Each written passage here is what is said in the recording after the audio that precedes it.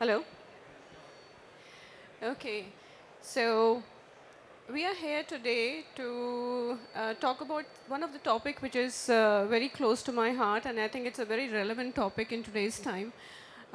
It's a day two of Broadcast India. We see a lot of technology around, but if we have to go to future, we have to take technology along with some kind of inclusion and equality along with that. Otherwise, technology alone can't do it. So, and we all are somewhere or other connected with media. And media has a responsibility to tell the stories, and the stories which we are telling needs to have the involvement or inclusion from diverse backgrounds. Otherwise, the stories will not be effective as we would like to. Today, when you talk to your next generation, your kids, your nephews, or anybody in the home, you feel that, oh, there's so much of impact of media on them. So this media is now shaping our society. So making sure that this media is a wholesome media where we have a correct representation, we have the right things with ethics is very, very important. And today we have our speakers, our broadcast and experts who are here to talk about what it means to be an inclusive society with equality, with diversity, so that we are moving forward in the right direction. And thank you so much for our lovely audience. We'll be taking your thoughts in between as to what you think about it, and we'll keep it interactive. So I'll start with, let me introduce and welcome our panelist here. Jyothi, she is the Executive Vice President at Prime Focus Technologies. She's here all the way from Singapore to talk and to be with us. We have Daga, who is the CTO at SIES, Group of Educational Institute, and he has been on the CTO role for many big broadcasting companies like Viacom 18 and Sony Pictures. And we have Priyanka. So our lovely Priyanka is, she's running a company called INCLUSIONAL, and it's part of Jetsynthesys group. So welcome, Priyanka. And Ritu, she is again a leader and a champion of inclusion. She's running her organization named TIE Bangalore, and she's executive director on the board. So welcome everyone. It's a pleasure to have all of you here today, and to our lovely audience. So I'll just bring few questions to our panelists, and I'll start with Priyanka. So, so Priyanka you're a qualified CA, and you worked in big corporates like KPMG and BNP Paribas. And from the corporate world, you have moved to a completely different, or I would say related, but not exactly related, focusing on inclusion. So what really inspired you to start a dedicated company which is only talking about or only promoting inclusion in the community? Thank you for the question, and hi everyone. So I've spent 25 plus years working in business, right? Hardcore business, sales, manufacturing. When you think about inclusion, unfortunately, the narrative is only either women or people with disabilities, or it's largely focused on one group. And when you think about business, businesses were set up to make money, right? The goal of any business is you solve a problem in an economy or society and you make money. Now, businesses, when they were set up by men. Naturally, the processes, policies, everything were very male-focused. But we are now centuries in, and when you think about inclusion of diversity, we set up inclusional to change this narrative. To say inclusion is about everyone, and if you need to do inclusion of diversity right, you have to start looking at people from a talent, consumer, or markets angle.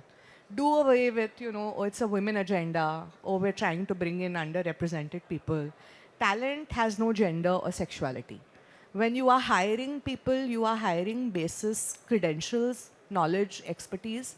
And I think in most cases, most people go through the same rigor of education. There wasn't a special exam for me to become a CA because I was a girl. I did the same exam. So that narrative has to change. That talent has to be seen for talent.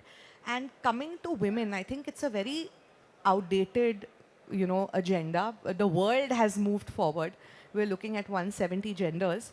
And today, if 90% consumer buying decisions are being made by women, and they are 50% of your talent, you can't ignore them at the workplace. I'm not saying ignore women from a women perspective, because unfortunately in India, and I've seen this very closely, the minute it becomes women, it becomes Nari Morcha. As an intelligent business owner, as an intelligent professional, you have to read the market. And with the way society is evolving, it's time now to throw gender out and sexuality out and abilities out and start looking at what is your available talent, because this talent is your consumer, this talent is your future market, and this is good for business. Wonderful. So what you said is absolutely right, but at the same time, there are genders which have the upper footing because they were there in the organization or the industry for quite some time. They were the one who pioneered this. And then there are other talent who do not have that advantage. So what kind of a challenge they face when they have to try and compete and be at the level playing ground so that they can get the same opportunity as the people who are well established in the industries are getting? So, great question. In any ecosystem, for change to happen, you have something called push factors, right? So the government will push you to make sure there's diversity. There will be reservation. There will be women's education, for example, is subsidized. There is a certain percentage of employees that you need to hire from underrepresented groups. That sort of forces you to start looking at diversity. But the bigger one is the pull factors, right? We talk about women, but if you look at millennials and Gen Zs, they're asking for the same thing that women have been asking for decades: work-life balance, doing business that is sustainable, and purpose-driven careers. The old format of slavery, corporate slavery, where I have to be under your nose from 9 o'clock to 6 o'clock. I need to show that I'm working. So if I leave on time, you are looking at, oh, what time are you leaving? It will not fly with the new generation. So your policies, processes from a company's perspective needs to be intelligent for the larger workforce. And it's great for the men because आप कितना अकेले कर पाओगे? 50% of the talent now is non-males. I'm not even going into other genders within that category. Yeah. So why not build organizations that work for the majority workforce, which by the way are not women. These are 30 and below. And these are people who will tell you, I'm not going to work after 6 o'clock on a Friday. Do not chase me. Do not micromanage what I'm doing. So build your organizations to attract talent. You won't die of a heart attack if you're 45 plus because you'll chill. And the people who are meant to do the work will do the work. So it's a little bit about control, right? Like, I mean, I don't know if you're married. If you're a married woman and you enter into a home, the resistance to get into the kitchen is real. Your mother-in-law doesn't want to let go because that's her identity. So I think a lot of it will change, but I think my request to the people in power, which is largely the men folk in India, is let go of power a little bit. Learn to do power with your workforce and policies and processes. Otherwise, I mean, GDP per capita will be at 140. And without the larger talent workforce, which are your women, you're not going to be a Viksit Bharat by 2047. Plain and simple. I think it's economics of business. So, as you rightly said, it's important that people who hold the power, at some point they have to let it go and let it be with more people who are deserving and create a place where people feel that they belong here. It's talent based, it's not gender based. And it's also diverse. It's not just talking about one single point of view or one single language. Yeah. So that's very interesting, and I'll just to take it forward. And when you talk about leadership and policies, I'll take it to Jyothi. Jyothi, she's been with Prime Focus Technologies, and she leads 2 out of the 3 verticals. So she's in the leadership and a policy making position. So I think you're the best or the well-suited person to tell us what diversity and inclusion means for you, especially in the media industry. For me, it's about truthful performance appraisal. It doesn't really matter where you come from, whether your gender, ethnicity, culture, just doesn't matter. What you bring to the table, that really matters. When you perform, you will be recognized. Don't give those, ideas, okay, I am a woman, I have to go early home, I have a child at home. All of this will happen with every single woman in India. I have seen personally in the last 1 year, it is changing, okay? Two of my male colleagues or managers came to me and said, Jyothi, I want to take leave because, my kids' exams are coming.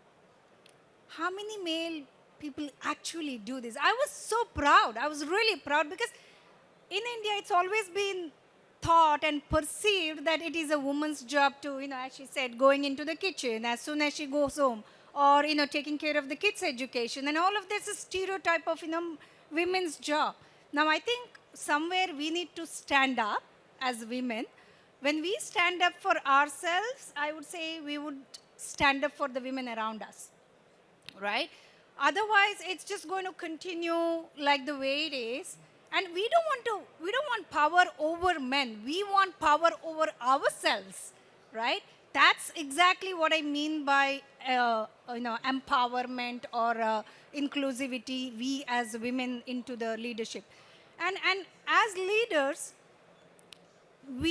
I personally feel, if you want to make policies or any processes set, if you leave out the 50% of the population, which is women and others, what policies will you make? You need to have inclusivity. You need to have people and, women and people from everywhere, when you will have more collaboration, more innovation, and you will drive more business success. End of the day, all businesses are here to make money, and that money will come with more innovation, more processes, and more, business success, I would say. So what we are saying here is that policy needs to align with everybody, not with a particular gender. It has to be common for everyone. It has to be something which promotes and supports all genders, and it feels like it's my place to work and I want to do something new despite whatever gender you belong to or whatever ethnicity or culture you belong to. Policies do help, I think, because when things flow from top, it is more seriously taken. Otherwise, it is like maybe an HR talk, that's it. It is a leadership commitment, Yeah. it can't be just on the policy or a process. You lay some policies and processes and move on. No, that will never happen. Generations to come, it has to be continuously, rigorously followed. And it's not like a time-bound process or a policy. Oh, this year we will increase our women leadership. It'll happen. But what next year, right? So it has to happen generations to come. Only then the change will happen. And I also think that we need more diversity at the leadership point so that these thoughts and these ideas are backed by that. Yeah. Otherwise, these things are sometimes forgotten, which are so important for any company or any organization or any industry to innovate and move forward. Okay, so when we talk about innovation and going into the future era of tech, so I'll come to Jay, who's an expert in this area. So Jay, you've been the CTO for Viacom 18, and then you were there in Sony Pictures. You did several big projects there, all emerging tech, AI-driven projects, and now you are leading the educational sector where you're trying to bring new tech there as well. So while you have been in this industry for more than 25 years and working through all the new tech, how do you think this tech is changing the world now? Because AI and the new technology is definitely center. It's now the talk of the town. It's what people are looking forward for. So do you think this new tech is going to bring more diversity, or is it going to be it's basically what we feed in is what it'll talk about. But do we have enough diversity in our organizations today, based on your experience, so that whatever is fed into this technology, it's not biased, it's fair for everybody, and everybody gets a chance there? So what is your experience about that? Sure. Hi, everyone. So before I answer your question, Shivani, I would like to add what Priyanka said. So traditionally, if you see the STEM graduates, which was more of a science, engineering, science, technology, engineering, and mathematics graduate, used to be majorly males, or this one. But now the trend is changing. So if you see the recent statistics, it says 43% of the STEM graduates are females or women now today. That's the huge jump from what we are earlier. But now again there is another statistic to it. After this 43%, only 14% go to good tech leadership roles. Others either have they're into not doing a leadership roles, or they're not in technology, they're into some other field. For whatever reason it is, it could be. So that number has to change. We have to go from 14% to at least 30 to 35% very soon. Then we'll see this major inflow in tech of females. Now coming to my experience with a lot of projects, so I've been lucky enough to have a lot of diverse candidates in my team, and I will be more than happy to say that the credit goes to a lot of female who have worked in my team because of my project have been successful. That's a thing. I strongly believe that we need to wait for the policies to be rolled out, but we should walk the talk. I can't just do a preaching of we should have diversity and I don't have females in my team. Then it won't work, right? So I always used to make sure that there is a balanced diversity and also put them into a very critical roles. Because I've seen when it comes to very critical roles, their problem solving skill has been, no offense to men and those things, but very good at that kind of role. So that's helped. Also, I've also made sure that there have been always be interns in my team, whether it was Viacom 18, whether it was Sony Pictures, whether it's now SIES, at least interns in my team who have given the complete freedom to think, act, and work the way we want. That's been they bring a lot of innovative ideas, very innovative ideas, that's what I do. And to a point wherein we are seeing the AI, I mean, everyone is talking about AI. I think after a few days, you're a vendor, vegetable vendor, they say that this is AI vegetable, something like that. So I don't know, we are talking about AI everywhere. And as you rightly said, AI, the feeding of data in AI is data to get the algorithm. But who comes with the data?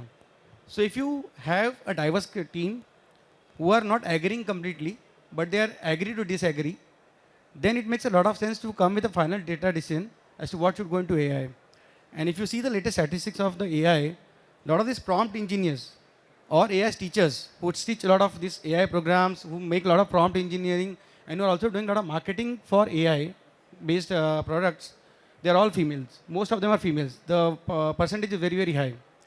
So I think the trend is changing a lot, but we need not wait as a policy makers or leadership people to wait for come and let it someone kind of puts a top down. We can take action. We can promote a lot of females to that. Also, they are very much capable to handle a lot of different areas. So like I was just a few days back, I was trying to interview a female, or speak to female about the kind of expertise she has in the infrastructure, IT infrastructure, which is kind of thought about it's completely male dominated. A female cannot handle IT infrastructure or networking, those kind of stuff. That's a perception. But when I spoke to her, it was like she knows a lot better and she can do a lot better as compared to any other person in the team. So I think we need to just push them. We need to take them to a level where we give them the opportunities, give them the rules, give them the criticality, and also at the last but not the least, give them the credit for their work. Absolutely. So it's really encouraging to hear that you are providing, or you are encouraging women to be on the leading roles, leading tech roles, which were traditionally been held by men. Um, once you give them the responsibility, then you realize what all they can bring to the table. But the point is that I would say this is where male allyship is important, or any allyship is important, because only when somebody gives an opportunity, the talent will appear. Sometimes talent does not appear because we go with our unconscious or subconscious bias, thinking that, okay, this job is best suited for this kind of person, or this kind of, from this cultural or this sexual background, this person is suited for it. There are biases. For example, if you talk about nursing, teaching, psychology, you immediately think, oh, women are better at it. They can do teaching better, they can do psychology better, they can do nursing better. But engineering and tech roles, there is a bias. So I'm really glad to hear that you're providing that kind of a stage. And it's so important these days, because we don't want that age-old bias of human bias to now go to the machine bias. Because when it goes to machine bias, then we are building the algorithms which are telling you details, because decisions are going to be made out of these algorithms. And if decisions will go swing the one way, if the data is not bringing in everybody's unbiased opinion into that, unbiased inputs into that. So really glad to hear that at the tech field as well, and Jyothi, you are also managing the AI digital. So it's good that we have leadership, we have technical people who are promoting this. Now I'll come to Ritu, because we talk about corporates, we talked about industries. Now let's talk about startup. And before I put the question to you, Ritu has worked with big corporates like Vodafone, Encompass, Amagi, if I remember it right. So she's worked with really big corporates there. She's led the management. She was a general manager there. And then she moved to startups. And now she's running a very successful startup called TIE in Bangalore. And so my question to you, how was this transition from the corporate or the industries to a startup? And where do you see the difference? Do you see that the inclusions or the equality in corporate is different to what is there in startups? Hi, good afternoon, everyone, and thank you, Shivani, for having me. So it's a great question. Why? Because I've seen the evolution on both sides. So I think in the corporate space, if you have to look at inclusion and diversity, it has got to do more, it's very policy-led, right? There are frameworks involved, there are HR initiatives involved, and there are processes involved, which makes the entire environment very institutionalized, as opposed to being slightly more emotional, technically speaking. If you cut it down and come to the startup ecosystem, there are startup founders who are actually building from scratch. They are, and with very limited resources. So for them, it's all about, hiring people highest potential against pedigree. And then when that happens, we are talking about actually being, organically diverse. So their focus has always been hiring the best talent, the best ability of people who can add value to their startup, different backgrounds, and also people who come with different skill sets and, focused on bringing in different energies. It's a very highly, energetic environment in the startup ecosystem. Now, what I see as a change is the mindset. If you look at the entire the transition has been from compliance to culture, and that is actually what is really driving the whole diversity inclusion. It's not about inclusion is not just about just representation, right? I mean, we're not here to just talk on representation. It's also about relevance. So if you're bringing in, to what Priyanka said, it's always about the kind of talent you're bringing. The folks that are coming from different backgrounds, and that's what is actually making the entire ecosystem absolutely agile, very inclusive, and very well representative. So I think the startups are leading with intent, as opposed to corporates that are far more institutionalized. And I mean, it's not a crib statement there. I mean, they have to run in that fashion, but startups just have a very easy flowing, for them, they don't talk about representation. They talk about who are the right folks that are who is going to add value to my startup and bring the best out of the startup. And hence, diversity and inclusion in startups is super organic. It just happens and just flows. So that's the piece. So that means there is something for corporates and industry to learn from startups. I think so. So the reverse engineering is required. I think so. I think, they say that that's why, if you look at how the environment is changing, corporates are really working very closely with startups. And it has been statistically proven that startups are going to be tomorrow's job creators as opposed to corporates. So there's a huge mind shift that is happening there. And at Bangalore, TIE basically is a global non-profit organization that focuses on fostering entrepreneurship. So we are at the realm of it, just trying to make sure that how do we foster early stage. When you say early stage, we're talking about student startups as well.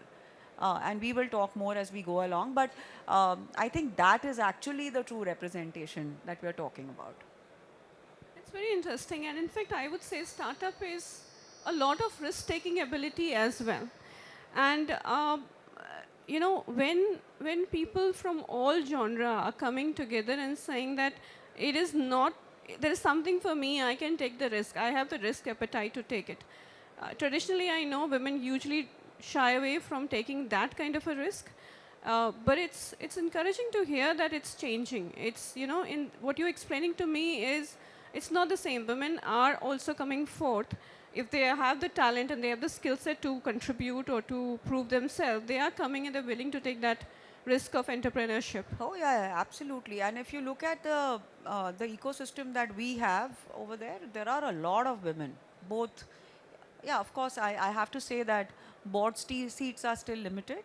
What to Jyoti's point, and I have been many a time sitting in boardrooms being the only woman. And this time when we were putting our board together, I made sure that we had 50%, whereas you know, representation. But my team is 90% women, and more on talent and not on, you know, not because they are women, but because I felt that, you know, they can do the job better. And no offense to any of the men out here, but that's how it works. That's very interesting and fascinating. I wish that more startup companies or startup setup can think like this and can actually be really, in the real meaning, they can be diverse and inclusive. All right, so again, talking about corporates and industry, because these, yeah, and I'll throw this question to you, Priyanka, because it's encouraging to see what startups are doing. But again, there are things which corporates and industries needs to change. They have policies, they have leadership who talks about it, they have HR who's committed and focused only on this. But there are so many myths around it. There are myths that, okay, if you hire women, then the productivity may go down, or you know, are we going to hire just women because they are women, not because they have the talent? Or is it just a HR one-time initiative because HR wants to show the company in a good light? Or you know, are we going to be more biased within the organization while we are trying to promote women? So, as you said, we are not talking about Nari Morcha, which you said, but at the same time, there's so many myths which we carry in our mind, and it's important to understand that where is the difference between myth and the reality. So, with your experience, do you want to talk about? So I mean, Ritu, you're being very sweet when she says, I don't want to crib about corporates. So I'm going to crib now. I think we've missed the bus, right? We did Beti Bachao, Beti Padhao. We didn't expect it to happen, like 50-50, it's happened. Now what do? I mean, Beti Bachali, Padhali. Now if she doesn't work, the joke is on us, because most states are doing subsidized education for women. Now, as a woman who, I mean, all of us, how many of you have sisters, daughters? Yeah? Are you all educating them? Yeah, of course. And you're putting the same pressure on your girls, right, to succeed. Now, unfortunately, for the corporate sector, you're playing catch up. There's no funnel, because the policies are, there's no breathing space for life breaks, right, when you have children. And I'm going to go on a limb and say a lot of women are saying, I don't want to have a baby. Let the economy go the Japan way. What's in it for me? Why should I have a baby? Because a baby actually is whatever we keep talking about in India, demographic dividend. Where is it coming from? However, at work, people don't hire women, one, because of posh, which is, I think, terrible, because you would want to protect your women from all forms of harassment. But office mates become a meme. Posh kar degi. That is one. Two, maternity benefits. You don't want to have women in the organization. So corporates are actually playing catch up. Diversity, inclusion, belonging has become like the new pug doodle. Nobody knows what to do with it. So you pick up women, then you pick up LGBT, although your culture sucks for everyone. So inclusion has to be about everyone. You can't ignore your current workforce. Therefore, policies have to be, you have to explain to your current workforce that inclusion of diversity will make the cake bigger. I'm not taking the cake away from the existing workforce. I'm not taking the pie away from the man and giving it to the woman. Inclusion of diversity actually helps you make the pie bigger. Very, very organically, like she said, where is the talent in startup coming from? It's the same talent pool. But why are startups able to pick up people? Because they're desperate for good talent. Corporates are so hung up on their old culture. है ना? They hate Gen Zs. They hate millennials. They hate anyone who has a voice and says no. But the joke is on you because you can't do the work on your own. You have to change with the changing times. Therefore, coming down to very, very important things that need to be done is you need a culture reboot. Inclusion has to be about everyone. You have to start trickling down information and saying the reason we are hiring women or LGBT or people with disabilities is because it's good for business. The minute you make it about the business, I guarantee you, your current workforce will say, bring in more people, yeah, I'll bring in diverse people. Because it makes my life bigger, better. It makes sense from GDP. It makes sense from growth of the company. And then finally, I'll have some peace of mind, less diseases, and better bonuses. So I think we need to go the startup way. I've seen both aspects. And I think the old culture needs to give way for the new. Start listening to what's happening in the world. And also start understanding that your business doesn't exist in a silo. People are having only one children. Now they're having pets instead of children. So that one child is looking after aging parents. The kitchen and aquaguard guy comes at his own convenience. So if I want a work-life balance, don't punish me. Encourage it. Make your system stronger. Get the managers to work. I mean, managers need to be working and leaders need to be working so that your performance appraisal system becomes very, very objective. It's not about who's taking a sutta break, how many hours am I spending at work.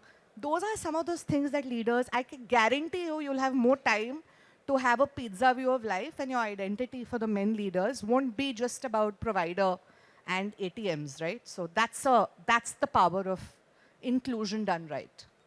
So it's all about, Priyanka, that how to look at it from a different lens. So looking at it from the lens saying that, okay, we have to get more women in the workforce, it's not, that narrative is not going to work. And that's not going well because of all the myths and things associated to that.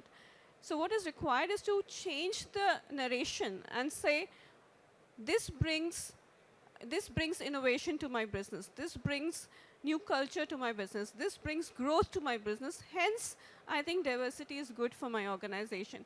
If we flow from that mindset, the things would change and these myths will automatically fade away. Otherwise, we'll just live with them and just create fancy policies around it, talk about it for the media, but no real change is going to happen at the ground Shivani, level. change is coming. I mean, the new generation workforce, they will change it, but change can also be collaborative, right? Instead of it being us versus them, because the men and women narrative has always been us versus them. Although now when we talk about leadership, we talk about, the leadership of feminine and masculine, right? Leadership conversations can we be Ardhanarishwar? So we all have the male feminine, so change is coming. I mean, unless you can do the work Gen Zs are doing, which, I mean, good luck to you. I don't see it anywhere in corporate, but change is coming. But let's make it about power with. We don't understand power with. It's always power over. I need power over someone to bring power to me.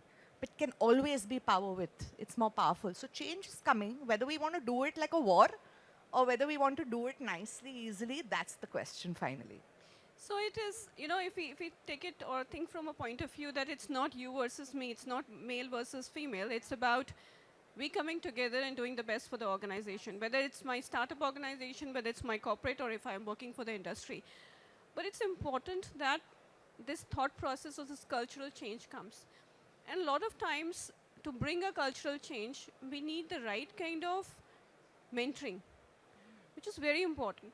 And mentoring is something which is required at all levels and all age groups. So it's not that if somebody is a Gen Z or a new generation with 4 or 5 years experience, oh, I need mentoring because I want to learn how to navigate my path through. It can be at any point of time to anybody with any level of experiences, because there are times when we are clouded with thoughts. We don't know what we do next and how do we navigate through. Everybody has the right to move up, but not everybody has the opportunity to move up sometimes, because again, there are situations where unconscious bias is playing in our mind. And we go by with our habits. So today if I sit on this seat, tomorrow if I've been called, I'll automatically come and take this seat. So we are a slave of our habits, so we need to change it somewhere. So coming to you, Jyothi, you've been associated with RISE as a mentor. In your organization, you have mentored so many people, so many from different levels of professions or the ladder. So, and still we have a lot of confusion about what is mentoring and what is sponsoring. People think that, okay, mentoring and sponsoring probably is the same. But for everybody to understand, do you want to explain what is the difference between these two and why is it so important for everybody, whether it's an organization, whether it's individual, to actually be part of a mentoring process? It's a very good question, Shivani. Mentoring and sponsoring both have been perceived as, or taken as interchangeably used everywhere. I would say mentoring is more about coaching someone, guiding someone, showing them the right path, being with them through their journey and all that. Sponsorship is slightly strategic. It is pretty much, being an advocate. Mentoring can happen behind the doors without anybody knowing. It's just between the mentor and the mentee, guiding and being there, seeing their progress and all of that. Sponsoring, on the other hand, is like telling the whole world, look at this person, how he is doing, how she is doing, and if there is an opportunity, just say, hey, this is the right person for you, right? So both, end of the day, both lead towards growth of that human being.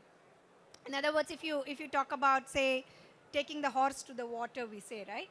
Now, taking the horse to the water is showing that water to the horse and say, hey, this is the path, go this way, take a right, take a left, and finally you will get the water. Or just take the water and just show the water, right? So that's difference in terms of mentoring and sponsoring.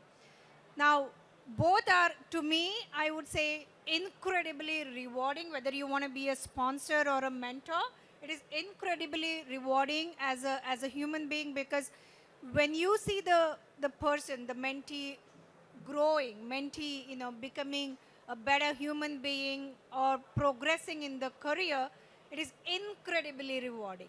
You feel so good about it, and all said and done, at any point in time in life, even though I feel I'm a mentor for many, as you said, but I feel, I might need mentor. Anytime, I was just talking to one of the persons who joined us in the evening yesterday. She said, okay, I can take leadership sessions, I can be there, but I don't know whether I'm the right mentor. I said, then be the mentor for the mentors. That's what the mentorship and sponsorship for me as Jyothi Nayak in Prime Focus. Okay, so, as I said, mentoring is important and it's rewarding. Yeah. It's rewarding, it's a two-way learning. So I would say anybody who thinks that, who had a mentor in their life would know the importance of that. And we all have been very fortunate to have, at least all of us had a mentor in our life who really helped us to shape ourselves the way we are today. So I would say that any one of you who had a mentor in your life and you felt that there is a change which they brought to us, pass on that to somebody else who needs that. It's rewarding, it's a learning for both mentors and mentees. And just continuing this to Jay, so when we're talking about mentoring, when we're talking about diversity, having the equality at the stage, what men can do? Because still there are places. For example, if you look at the broadcast control room, if you look at the leadership table, if you even behind the camera, it is still the places where we know we have talented women, and you gave the stats saying that 48% of women are actually doing engineering, but 14% are staying. So what can actually you, as a representative of males, do to really get them a place where they can find their path forward? It's just to getting them to the place where they have the visibility of the full view, and they can be selected or chosen like anybody else. So is there anything which males can do to give them a seat, or to support them, or to amplify their voice? So to answer this, Shivani, and to come from a male perspective, I will give an analogy of a movie. I don't know if you've seen, or most of you have seen the movie Mission Mangal, which by the way is a true story of going to this one. So Mars, our satellite going to Mars. So if you see that movie and if you observe clearly, it encompasses everything, whether it's a diversity, whether it's a mentoring, whether it's giving due credit, everything has been part of that movie. Wherein, so the reason I'm saying is I really learnt a lot from that. If you see Akshay Kumar, who plays the only male kind of a person into that whole team, one of the key male or the leader of the team, he, every part of that movie, he gives the responsibility to a female to take the charge. Wherever there is a disconnect or whether he has to argue or fight with the senior people, he takes the lead.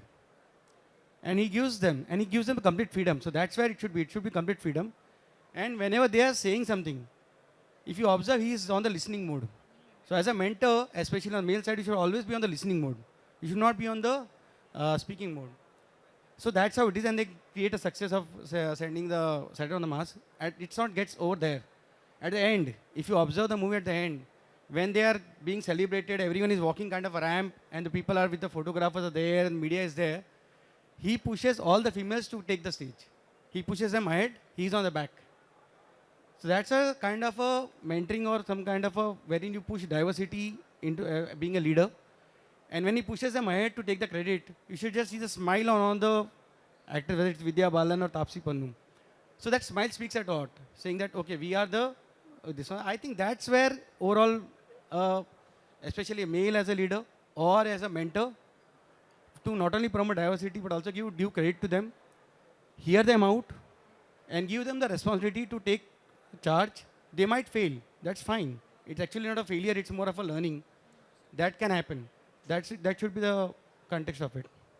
So when you are among your peers, do you explain this to them? Do you talk about this? And what is the general view around this? Like, do other men think the same way as what you're thinking today? Or is it still an area where people still need to change or learn and adapt? I think a lot of men are comfortable with this. I'm not saying that they do have some disagreement. But what I'm also saying is that a lot of men, they don't, whatever they're doing, they don't promote it as, okay, I'm doing this for diversity, I'm trying to create this, or I'm creating some kind of favoritism to a female or this kind of stuff. That's kind of that speaks a lot. And it's not just in tech leadership or in kind of a corporate world. So I'll just give an example. Sunday I went for a triathlon when it was swim, run, cycling and run everything. And it's a very grueling exercise in the scorching heat. But I'll tell you what, the rules which are for male, exactly same for females. Doesn't matter. I think that's a message you convey, saying that, okay, we are not differentiating between both of you. Whether you're a male, whether you're female, grueling exercise in the scorching heat, both you have to do it. And trust me, a lot of females did it. So I think that's a message if a man can pass in a boardroom or in a meeting room, saying that I'm not differentiating between any of you. We all speak our mind and we come to a decision that will take a decision, that will push a lot into this field. And I do see there are some differences. Some male are not comfortable maybe sometimes. But rather than just arguing with them or forcing to them, if you're able to convince them as to what the benefit can drive into the team, I think that speaks the message. So I think we need more people like you who can really advocate and who can bring that mindset shift, which is really important, because I think more than us, I feel we as a women are progressing from Beti Padhao, Beti Bachao to a point where every child is now, girl child is educated, and it's trying to have a thriving career and all. So all girls are now career focused, I feel. Most of them, if not all. So I think we are on a path of progress, okay? We are trying to understand and do best with our lives. We are trying to gain the best of the skills we can and contribute to our work or somebody else's company. But it's now, I think it's also important to males to understand that things are changing. The society is changing. How do they become part of it? And it becomes more like a partnership. It's not, as you rightly said, it's not one versus the other. It's a partnership. So people like you, I think we need more of Jay. And if we have an audience, then that's wonderful. To really bring up that idea that it's, let's come do it together. And all of us, you would have daughters or nieces or cousins who are there. So if they are struggling at that point or some point in their life or career, that says something. So it's important that we understand it's not about the girl in my office. It's also about my daughter or my niece is going to face the same situation if I'm not standing tall with the ideas of equality, with the ideas of giving everybody the platform based on their talent. So bringing that to you, Ritu, diversity, definitely with this conversation which we are having today, very interesting conversation, I think diversity needs to go beyond women. It's not limited to women. Absolutely. That's very clear message here. So how do you want to put it together as a message to everybody that diversity means getting the talent pool, the right mix, but at the same time, giving opportunity to people who are not getting it because of certain biases around. So your take on that. So I think, because I'll talk a little bit more on, considering there's a lot of representation from the corporate space, I'll talk a little bit more on from how the startup ecosystem is evolving. It's an old, it's a 20-year-old system, but still, it's still new in many ways. I think we are at a very good point or an exciting point from a startup industry perspective for India. If I look at inclusion and diversity, we've gone beyond gender. We started with gender, which was very important at that point in time. But like we've all said in our narrative that it's not about just gender. Inclusivity is all about, coming from different backgrounds, cultures. And we know that people sitting at the table with these different, backgrounds and cultures are bringing in different sort of mindsets, to the business. I think I'll tell you what we do at TIE, and that is actually revolution, in the true sense. At TIE Bangalore, we work not just with startup founders from metros and the IITs and IIMs, of course that's part of the cohort, but we work a lot with tier 2, tier 3 city startup owners. We work with a lot of student innovators who represent e-cells of large institutes. We also work through a program called Ayodhyami, which is part of the rural student educational system, wherein we are teaching them entrepreneurship and sowing the seeds of entrepreneurship, at a very, very young level, considering we're getting them ready for the future. To me, that is actual representation, right? I mean, when you're looking at, when you look at so many different facets of the workforce, right? You're starting from a child and you're actually evolving, and it's ultimately up to the child whether he or she wants to become an entrepreneur or wants to join the corporate workforce. But for us, entrepreneurship has to be at a very even playing field where anyone with an idea and a dream to build should be able to do it. Then the second piece, which is very, very important, is access, right? We all spoke about mentorship. I'm saying today we need to have access to mentorship. We need to have access to markets, to capital, very important. I mean, funding is like the most critical piece. The minute you start to democratize access is where you actually start to make the right, or rather you'll actually see that revolution. That actually makes the, change more and more effective. And I think we all need to really, really go deeper and understand what is it that we really want to do and how do we want to contribute. We speak about, I mean, I'm a mentor on RISE. I'm a new one in the, it's been 3 months I've joined RISE. But I've been mentoring a lot of young, very, very young, kids, students, student entrepreneurs from eSelf, some very early stage startups who are talking, and this is beyond broadcasting, of course. But the point is that there are so many challenges in today's time and age that while we talk about diversity and inclusion, I think, you know, the true representation of that is we have to really, really change the definition. I mean, while we understand that it's not about, talking about having a room full of women founders or diverse founders. I think we have to reimagine the entire room, according to me. So that's where my thought process is, and I really, on a daily basis, try and see, ask myself at the end of the day, have I made it, even if it's the smallest impact, but has my day gone by where I've been able to at least touch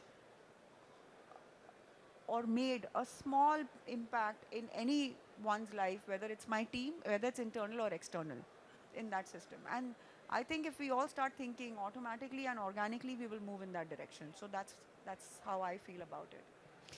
That's lovely. And I think all of you who are there with RISE and who are not there with RISE should join RISE, because your ideas need to be heard. Your voices need to be heard by more people, and more people need to get the benefit of this. Okay, so it has to. You already have your own network where you're doing what you can do best, but we really want to expand this and bring it to more people. And from audience also, if somebody feels the same, you're most welcome to join the community and be part of it, because we want these ideas, these voices to spread and create a real impact. So I'll open up to audience. If anybody have any question to any of our panelists or to me, please feel free to ask. Anybody? Okay. You have a question? Can we have a mic, please? Can we have a mic, please? I am Shivakumar. I am business head of Amrita Television, a regional channel in Kerala. In fact, we are really excited about this particular topic. I have been attending various topics from yesterday. But since it's more over into a women empowerment also, what I would like to highlight here is, my channel chairman itself is a woman, who is Mada Amadandamai Devi, who heads, the entire spiritual wing across the globe. Apart from that, we are inspired by her, ideologies in our channel. Again, coming to professional aspect, we run around 50% of our HODs are from women, right from the HR head. The creative head of our channel is also a woman, and the legal and admin also is taken care by women. So we have around 7 HODs, out of which 50% are women. Again, coming to a small question which I would like to highlight here is, one is we were talking about the equality of men and women, coming together. Okay, but basic things what we lack is, especially when we look into TV production where we have multiple location productions, certain criteria or certain facilities for the women are not met due to certain geographical issues and certain other criteria. So, and that is predominantly there in the television as well as in the movies also. So how these are a solution for this aspect. Second thing is that again, does the monetary or the financial aspect restrict the basic necessities of women in the the broadcasting or the film industry? The third thing is that with respect to the law, when it comes to the law, certain integrity aspects are not met with respect to law also. So these 3 criteria is how we can fulfill in order to empower the women in the broadcasting as well as the film industry. Thank you. Okay. Yeah. Thank you for the question. I think 3 parts, right? So to give you context, we are working with, Inclusional is working with the Event and Entertainment Management Association. Pretty similar, events, weddings, there are women that are. So I'll address your last question first, the law. India is probably the only country in the world which has the Indian Constitution, protects everyone, equality, safety, livelihood. But 11 years ago, you had the POSH Act coming in, right? Why did we need it? It's because if you look at the crime rate against women in our country, and it's pretty much the entire world, unfortunately, the trans folk have overtaken women when it comes to crime. Crime rate is very high. Therefore, you have laws. Some states will restrict women from working beyond a certain hour, beyond, there are laws. I agree with you. But for that law to change, the working condition needs to change. And if you think of it as an expense, that if I'm providing transport for women in the night, or if I'm providing washrooms for women, if that is a cost, it's a really sad state of affairs. Because if the cost versus talent analysis still makes you believe that, oh, the cost of hiring women, because we need to keep them safe, competitive advantage, where there are women who want to come and work with you, you create working conditions that are human. I mean, I'm not talking about working conditions only for women. Working conditions across the board need to improve. And the construction industry is doing it very well. They've started creating washrooms for the women laborers. Because in India, if you talk about the organized sector, 25% women, 75% men. In the unorganized, it's 40-60. But the conditions are worse for women at a construction site, the labor, the unorganized labor. And they are trying to create basic hygiene in 2025. So I think the narrative has to change, that how do you create better working conditions, safer working conditions, and not shy away from some of the laws that are empowering this, right? Posh, for example, it's abysmal. I mean, if you look at awareness level in the organized sector, only 8% employees know. So I think a little bit of the mindset corporates need to change. Unfortunately, most corporates I meet will say, itna information kafi hai. Don't give them too much information.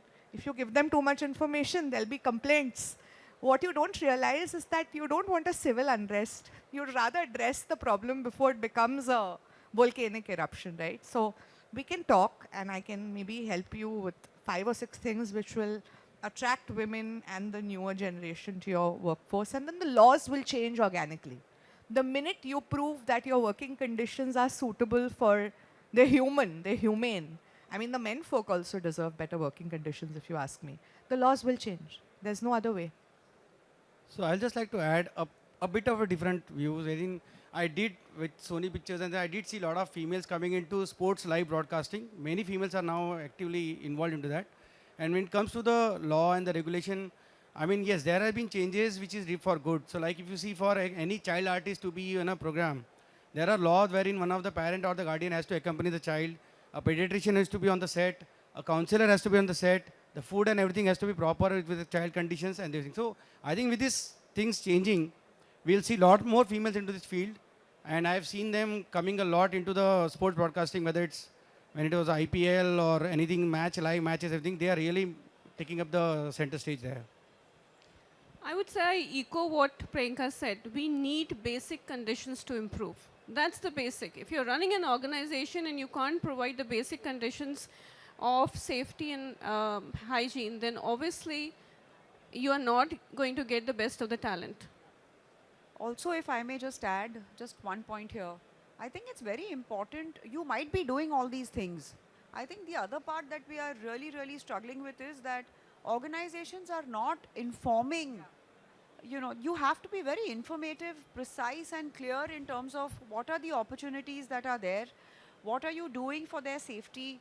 You might be doing all the right things, but if people are not aware, women are not going to come forward and say, okay, I'm coming, because they'll be like, oh, I don't know where I'm going to pee in the morning, or where am I going to have a shower, or whatever the case might be. So these are very simple, small things that you can actually put together like a, like a logbook of sorts in terms of when you are going, it's like a do's and don'ts, right? When you're going out for an outdoor, what are the things that you have as services for women? I'm sure that's something which is very, very easily, it can be easily done. But I think the most important thing is information is not getting dispersed very clearly to the women folk there, and hence I feel the representation is lower. I think taking from Ritu, there are certain companies in the events industry that does this very well. You have social media campaigns that you run, right? Tanishq does a fabulous job.